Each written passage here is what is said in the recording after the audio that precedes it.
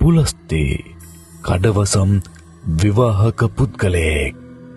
රාත්‍රී 9 පසු වී තිබුණා. මුළු නගරයම පාළු ස්වභාවයක්. ඒ ත්‍රිරෝද රථය.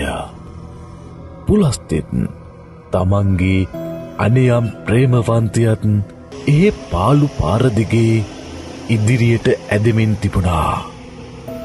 ඔවුන් නතර වන්නේ නගරයේ කෙළවරම පිහිටි ලැගුම්හලක් ළඟයි.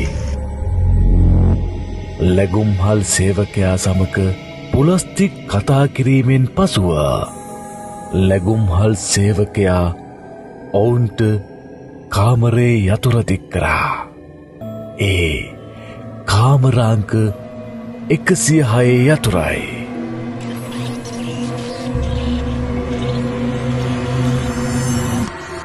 පුලස්තිත් ඔහුගේ මේ අනියම් ප්‍රේමවන්තයාත් කෙමෙන් කාමරාංක 106 වෙත ලං වුණා. පුලස්ති තමන්ගේ මේ ආදරවන්තියගේ ඉනවටා අත තමා ඇයව තමන්ගේ පපුවට තුරුල් කරගත්තා. ඉන් පසුව ඔවුන් අගුල්ලා ඇති මෙම කාමරය විවෘත කරනවා. කාමරේ ඇඳමත වාඩි වුණු ඇගේ මුහුණේ තිබුණේ ප්‍රේමණීය සිනහවක්. පුලස්තිගේ මුහුණේ කුමක් හෝ ගැඹුරු බවක් දක්නට ලැබුණා. ඔහුගේ හිතේ අද්භූත යමක් ක්‍රියාත්මක වෙමින් තිබුණා.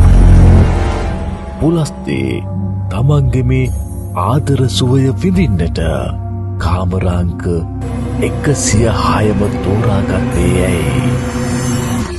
මෙය අදටත් අභිරහසක්.